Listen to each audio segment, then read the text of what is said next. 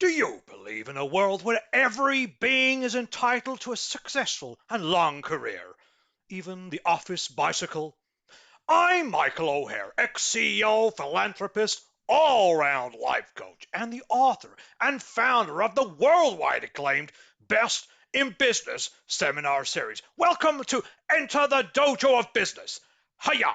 This is our 14th consecutive weekly live show. You can join us here every week where career progression dreams do come true. Follow the Facebook group and subscribe to our YouTube channel.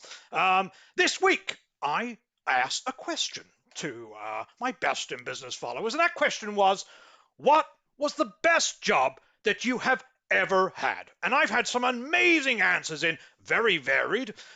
Peter says, I worked as a door-to-door salesman selling cleaning products for a man called Rene.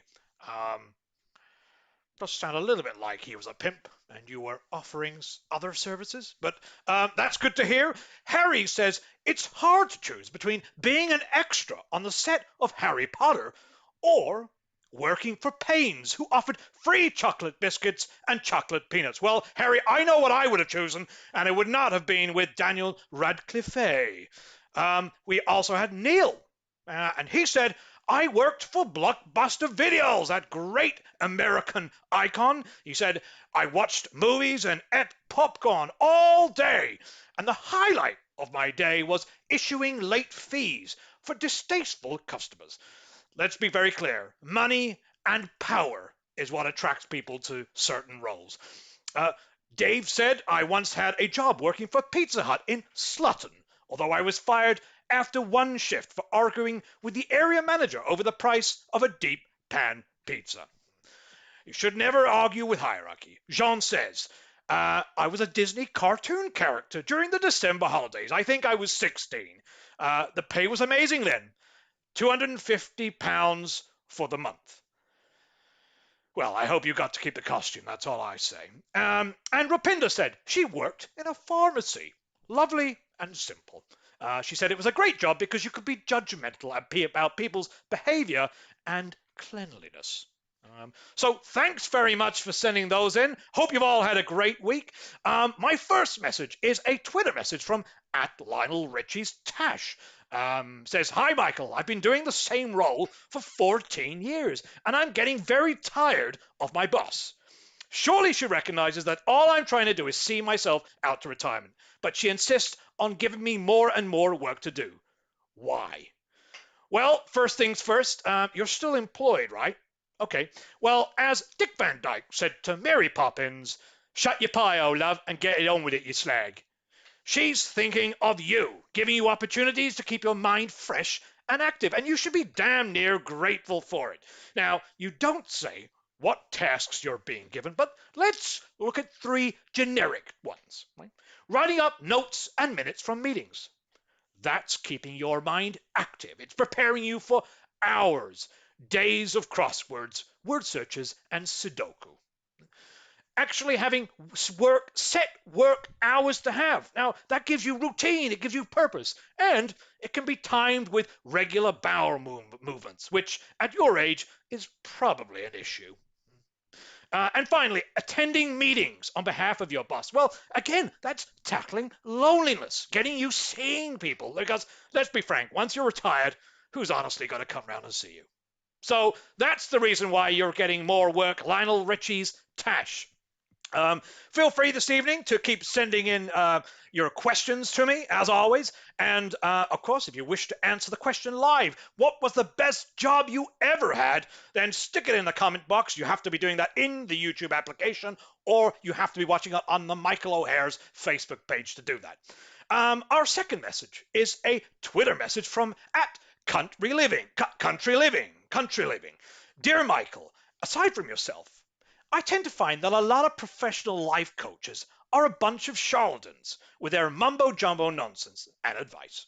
I'm curious, what's the worst phrase that you've ever heard being used by a professional coach? Sell me this pen. I don't want a fucking pen. I've got boxes of Bic Byros in my cupboard. I want to be the CEO of a large multinational conglomerate. You'll normally find that they can't help you very much there. So hope that helps. Country living. We have an email in from Dorothy Smythe in Lexington, Kentucky. Hi, Michael. Hope you're keeping well. I am getting pretty exhausted with some of my employees and have tried every tick in the book to motivate them and improve their competency, but to no avail. Is corporal punishment acceptable in the workplace? Great question, Dorothy. Currently not. No. However, I am part of a contingent that has recently submitted a dossier to the Geneva Human Rights Convention in Geneva, advocating the reintroduction of physical disciplining in the office. And it's got backing of some major global business people, O'Hare, that's me, Branson, Gates, Musk, and Bezos. He loves pummeling his staff. And there are three main attributes to this report.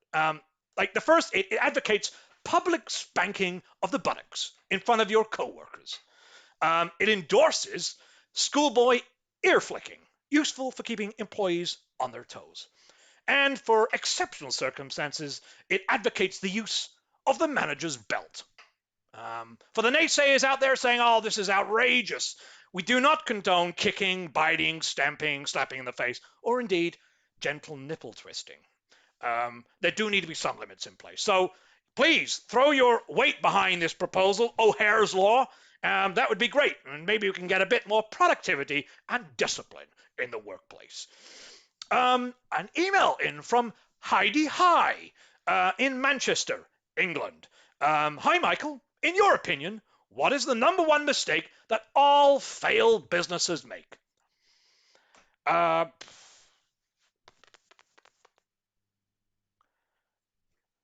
Shit ideas. We have an Instagram message in from Penny's Paperbacks. Presumably you're referring to books rather than a chronic back problem. Dear Michael, despite the current global economic situation, I have found that hiring of staff has become expensive, with prospective candidates asking too much salary-wise. I'm exploring all the options at the moment. Are there any advantages to child labor? Well, another fab question, my best in business followers, from somebody carefully managing their business and the associated costs running it. Very, very shrewd. Yes, there are massive advantages to having children working for you. And my top 3 reasons are the following. The obvious one, you don't have to pay them money. They'll take food, drinks, playtime with their friends. If you must pay them money, give them Toy Town money, like from Monopoly. Number 2, they're too young and inexperienced to form workers' councils or unions. That said, definitely don't get children from former Soviet countries. They're quite active, I'm led to believe. And number 3, because they're smaller, you can fit more of them into the same space you have for an adult worker, maximizing value for your business. So hopefully that helps you, Penny, with your Instagram message that you sent me. Thank you.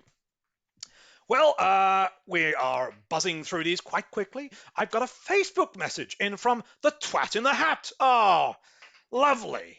I remember that. It was Dr. Zeus. Wonderful.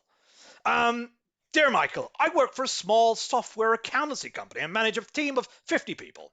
You've spoken a lot about the challenges of managing low-performing individuals, and rightly so. They are a burden on me, the company, and society. But what about high-performing workers? Are there any tips on managing them? Yes, just one. You have to know when to fire them. Now, being a manager is like being a Sith Lord. The apprentice will always want to overtake the master. So sure, you can give them training, you can give them opportunities, exposure, more money, but at some point, they'll be wanting your job. And it's your role to remind them that you're the king or the queen. Nobody is exempt from being made an example of. So the next question is, well, when will I know when to fire them?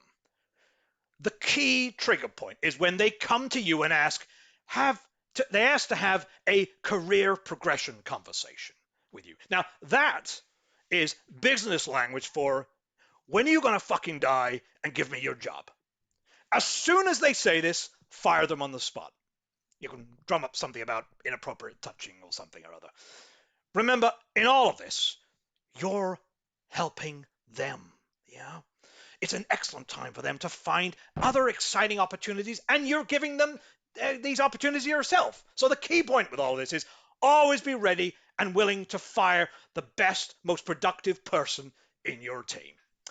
And we have an email in with a picture from an anonymous employee who says, "Dear Michael, I have been a loyal employee of the same company for 33 years. I love working here.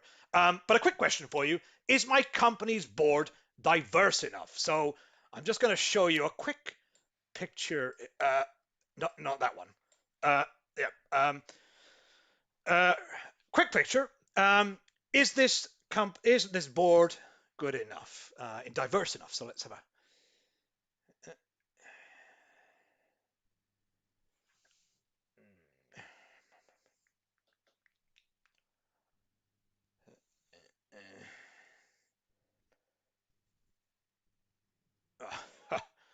This is a very, very tricky question. I presume this is something to do with the diverse variety of ties they're wearing.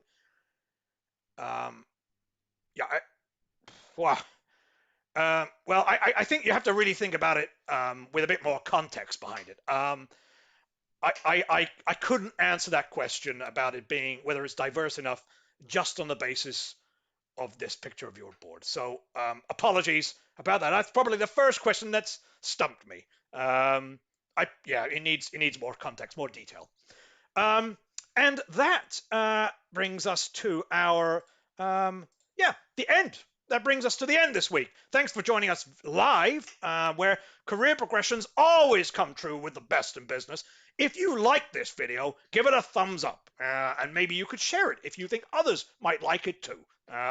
Keep the questions coming in. Keep your answers. They keep this live feed live. And you may have questions about the best in business, how best in business can help you at work, your colleagues, or help you advance in your career.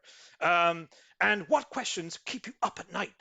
Follow the Facebook group and subscribe to the YouTube channel. And hopefully I will see you here, same time, same place next week for Enter the Dojo of Business. Hiya!